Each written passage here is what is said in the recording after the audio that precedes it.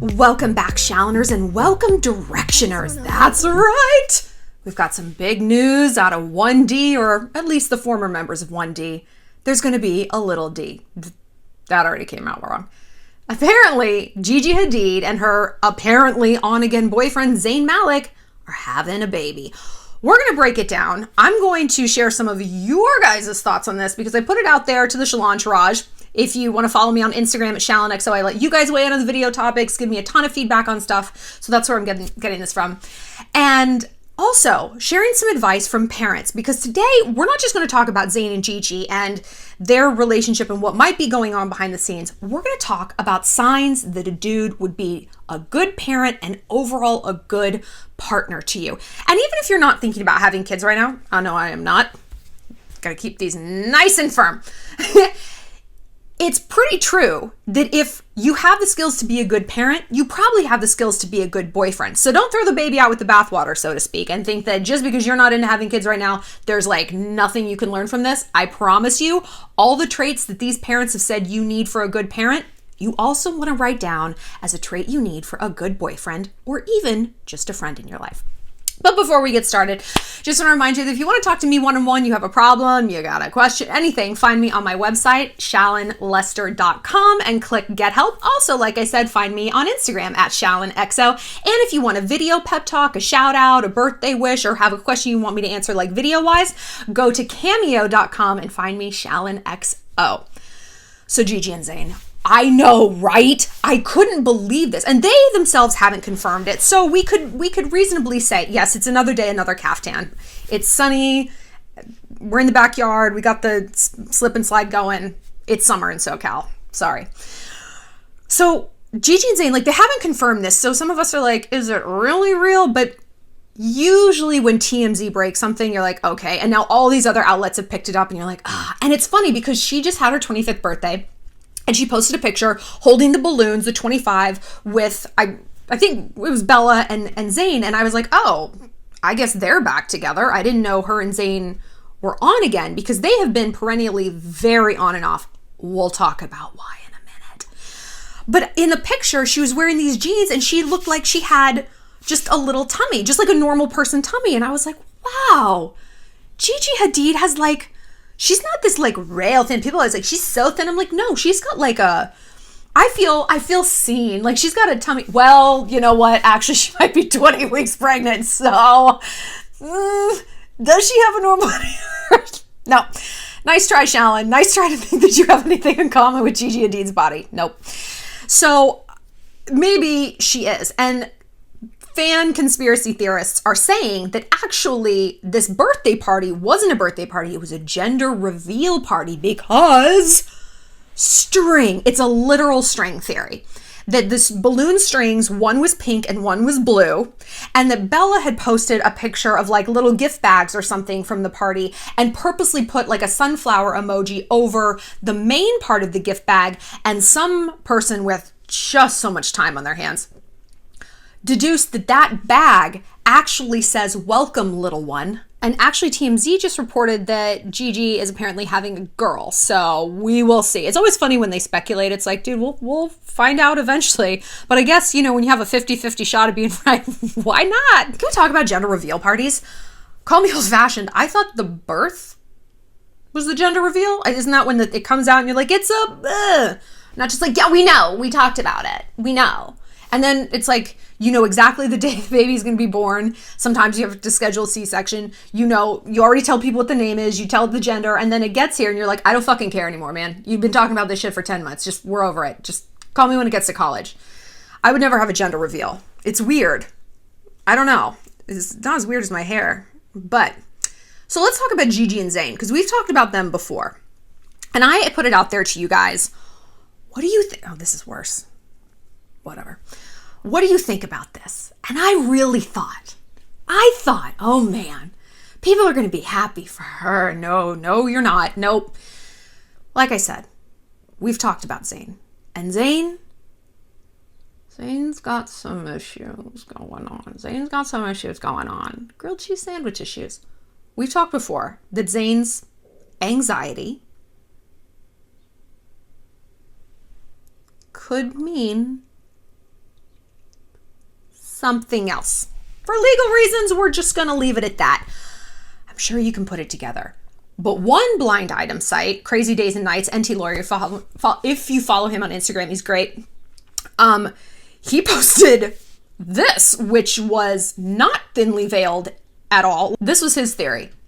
So, oh man, I think Gigi's going to be a great mom. Here's the things we know for sure. The baby's going to be gorgeous. Gorgeous. Like, kill him.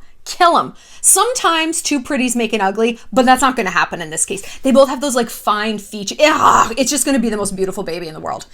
I also believe this baby is going to be very, very loved by Gigi, by Bella, by Yolanda, even though Yolanda, we've talked about Yolanda before and how she's tried to, sort of reclaim her youth and live through her daughter. She's got her whole Lyme disease battle, which is extremely bizarre, and she gains a lot of victim narrative momentum off of that.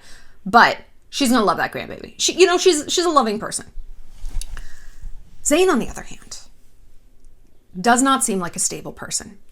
Let's say that there's absolutely nothing going on wrong behind the scenes with him. Nothing. Maybe he's got anxiety. Maybe that's why he had to cancel an entire tour. That is really bad for a musician. You make money off touring. Because think about it. People don't like buy albums. We don't like buy CDs anymore. You make the vast majority of your income off touring. And if you don't tour, there's no merch. There's no ticket sale. There's nothing like that. There's no meet and greets behind the scenes. That's going to kill you. And record companies won't really tolerate that for long. Like, do you remember? I'm sure no.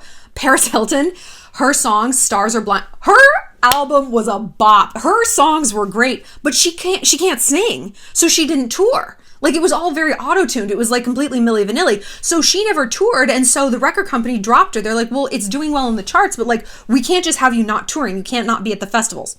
So Zayn's career, if he can't get himself on stage and get himself together, pull himself together, his career does not have a ton of longevity. And his first album, his solo album, the bar was very low. I was like, this is going to be bad. Like, he needs to stick with 1D. It was killer. That album was so good. Oh, I'm going to listen to it. I'm going to listen to it again. Loved it. And he's so talented, but he's kind of his own worst enemy. And he's also maybe Gigi Hadid's own worst enemy. So yeah, let's say there's nothing going on behind the scenes with them. Okay. Like, no addiction issues or anything like that. You know what is going on behind the scenes? An on and off relationship. I don't know anyone who's happily married. Anyone. And I know I'm an adult.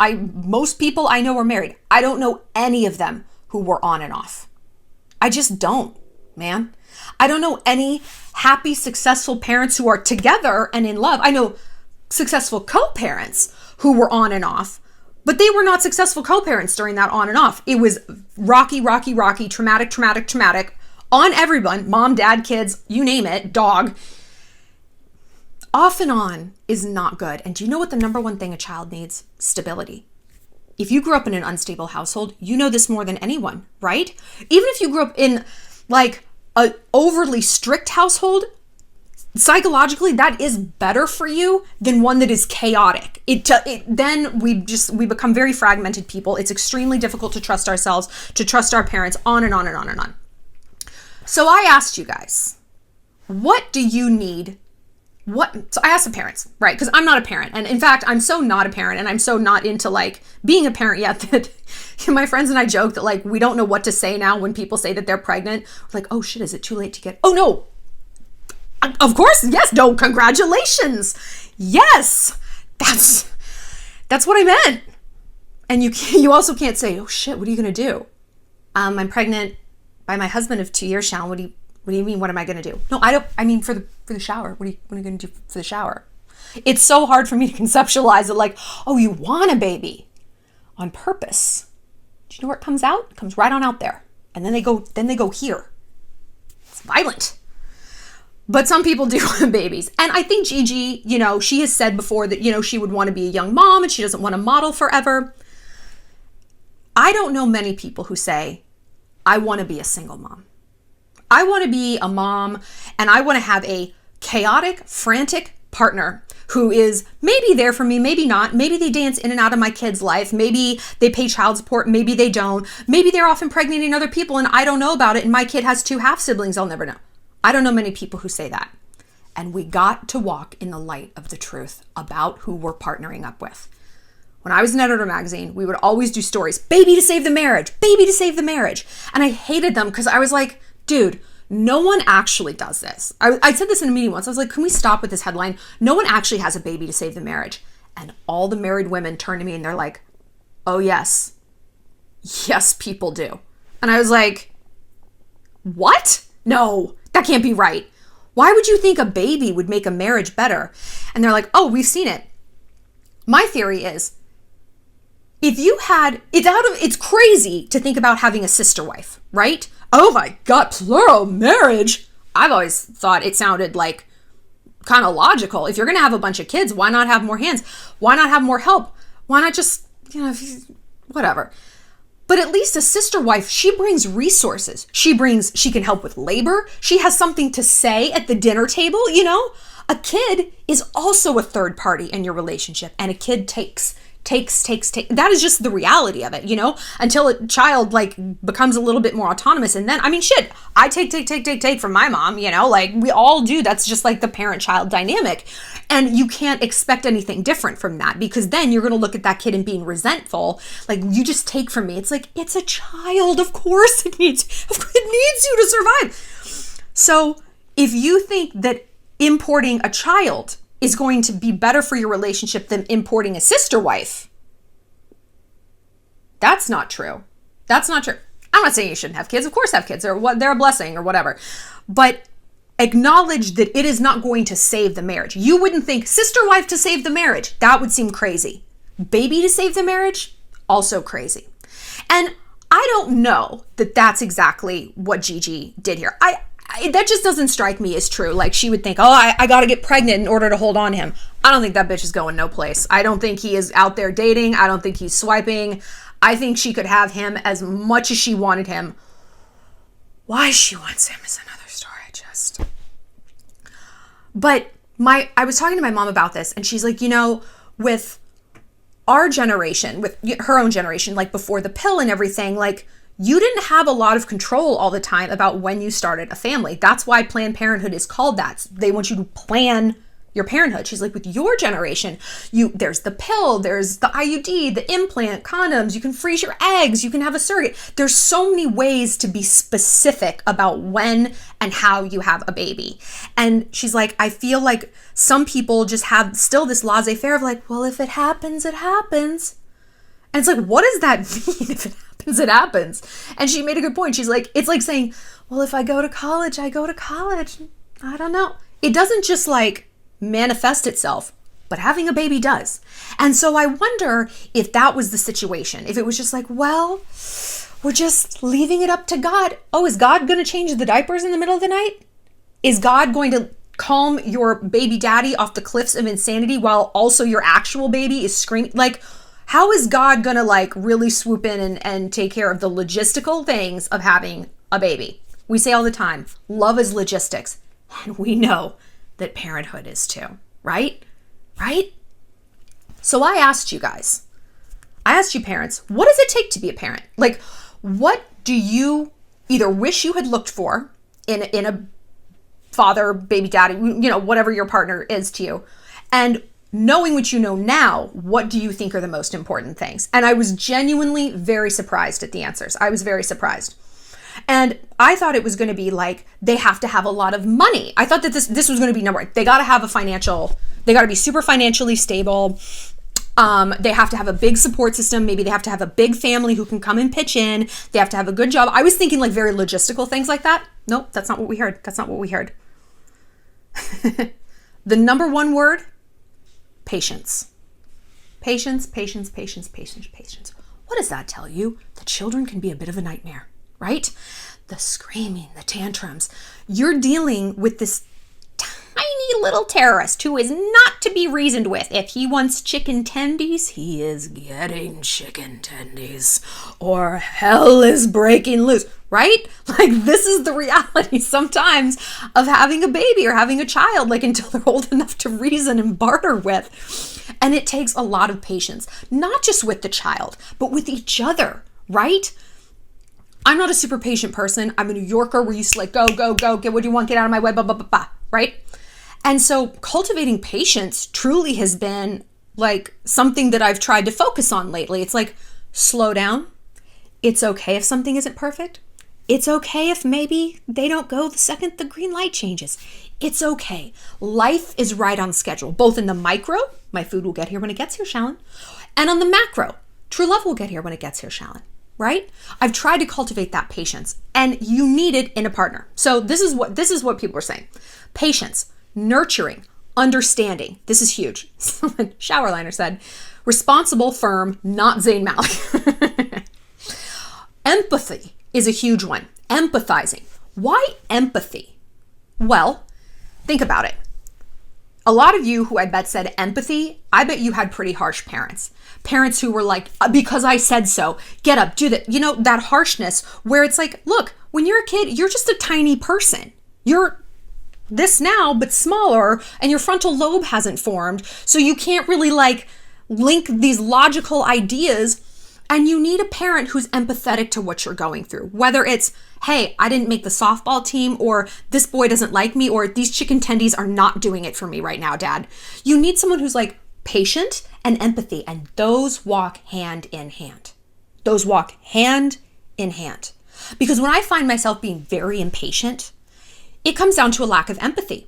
I want what I want. I don't give a fuck what you want. Get out of the line. I want a vodka soda. Get out of the line. Go back to your seat, right? I want what I want. My needs come before everyone else. Nothing else matters. Empathy, not here. So when I stop and I look at patience, empathy is the natural byproduct. Do I really think they're pausing 3 extra seconds at this light as a grand plan to piss me off? No. Do I really think that this lady in Target who realized she needed hot sauce and had to go back to the aisle, do I think she's doing it just to piss me off? No, she's not. Let's just have a little empathy, right? And therefore you have that patience. So even if you're not looking to have a baby, that's okay. Ask yourself if the person you're dating or the people you like have patience and empathy. What do we always say about fuckboys? What do we always say about fuckboys? They're impatient, right? They come on like a firework. I want to see you 10 times this weekend. Be my girlfriend on the second date. I want to fuck 10 minutes after we meet. They're impatient because they're here for a good time, not a long time. Where am I impatient? The drive-through. I want to get in and get out. I don't want to hear it. I don't want it. Oh, we're making it from scratch. We're putting on each individual sesame stick. Just give me the food. When I go to Mastro's Steakhouse, I'm patient because I'm here to enjoy the experience. I'm here for the right reasons. I'm not just here to get in and get out. People like that in relationships. So if you have a dude who is impatient in these other categories, when life is very easy without a kid, if you think he's going to make this wonderful, empathetic, patient shift when you have a kid, girl, that is a bad roll of the dice. Sometimes it happens. I do hear stories of like, he was like really nervous when I got pregnant and like not really into it, and that baby came out and he loves that girl, right? But is that a risk you want to take? And it's been said that a woman becomes a mother when she finds out she's pregnant, and a man becomes a father when the baby's actually born. You know, the woman, we're housing the baby and we're thinking about the baby, and the guy is just like, oh man, she's in a bad mood. You know, like it's very different. And suddenly they're kind of pushed to the side. It's this whole, there's a lot of Freudian theory on this. Like they're pushed to the side. Suddenly they're no longer king of the castle. The king of the castle is here in this tummy, and they need to support this thing that has now taken their place in their woman's life. And well, who are they? And that causes a lot of people to pull away. It's a fact that a lot of men cheat when their wives are pregnant. A lot of them. And it's, look at Tristan Thompson, old third trimester Thompson, right? It's because, hey, this woman who was very focused on me before is now completely focused away from me. All she talks about is the baby, how the baby hurts her body. She wants the baby out. Is the nursery done? What about me? What about me? It's a natural way to feel, you know? It's not okay to cheat on a pregnant woman. I'm going to go so far as to say it's not okay to cheat on anybody. Isn't that a crazy thought? But it makes me worried for Gigi and Zayn that like they don't know what they're getting themselves into. And really, who does? Like, first of all, what young parent does? What older parent does?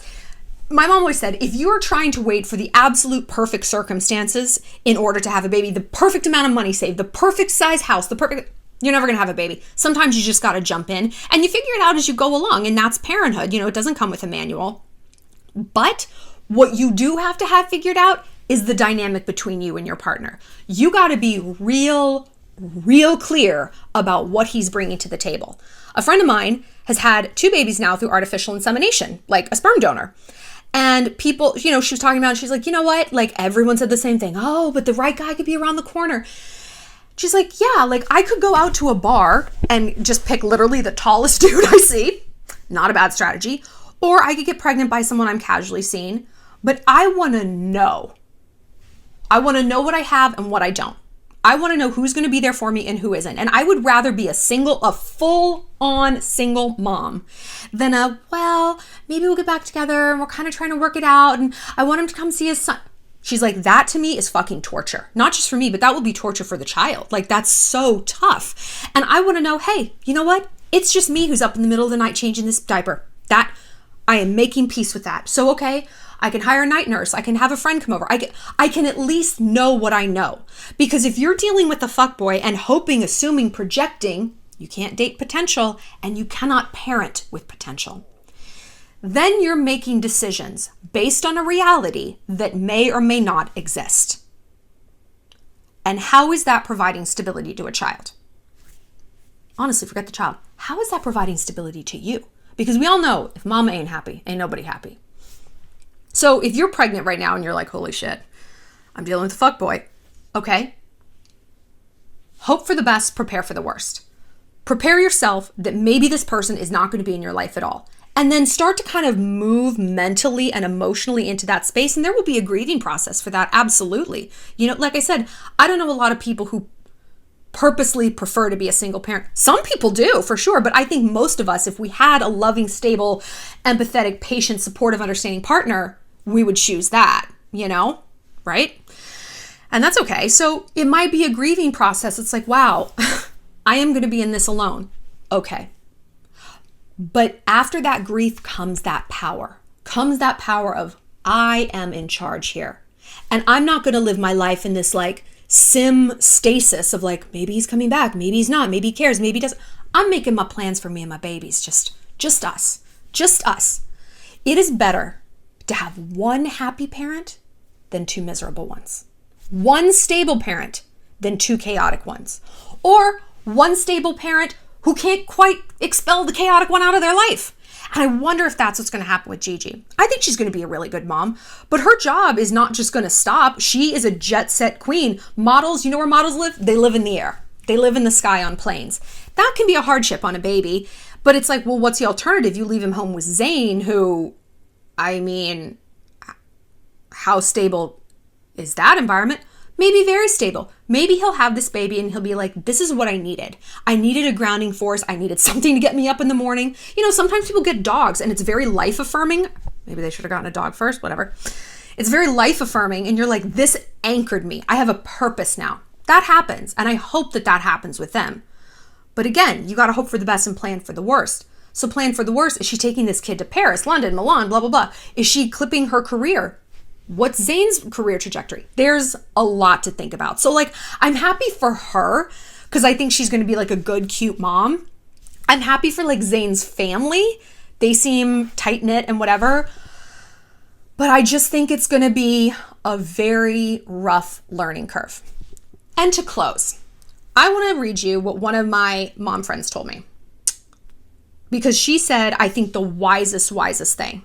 I was like, hey, I DM'd her. I was like, I'm going to do this video on parenting. I was like, what do you think makes a good parent? In hindsight, if you were only really looking from a parenting perspective at a boy, your husband, whoever, what would you have looked for? She said, someone who actually wants kids. It's hard to parent, and at your core, you really gotta want them. Provider mentality. So someone who's always wanted a family to take care of, whether it be financially or in the home or whatever. Someone who is emotionally giving and would tell the kids, I love you. I heard this over and over and over. Someone who can communicate well. Someone who can communicate, hey, this is why you can't touch the stove. It's not because I said so. It's because X, Y, and Z. We're going to explain it out to you, you know? If you can talk to a child in a reasonable manner, I believe you cultivate reason within that person. You don't cultivate this dictatorship of because I said so.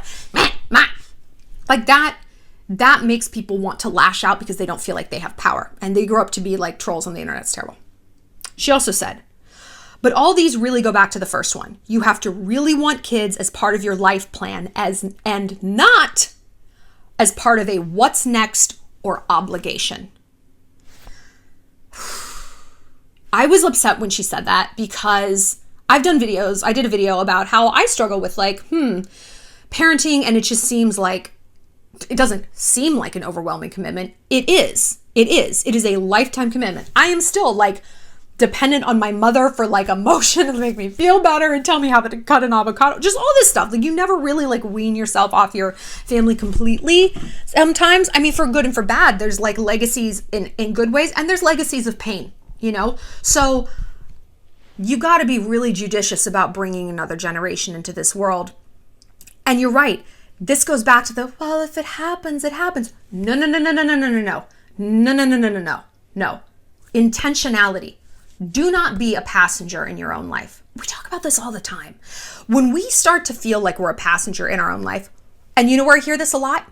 Friends with benefit situations, where you start hooking up with this guy, you know he's only out for the sex, but you start getting attached, you don't know how to break it off. Now he's like texting you and using you as an emotional fidget spinner. And I'm like, you are in the passenger seat in an out of control car. And that's why you feel so twisted and anxious and resentful at yourself.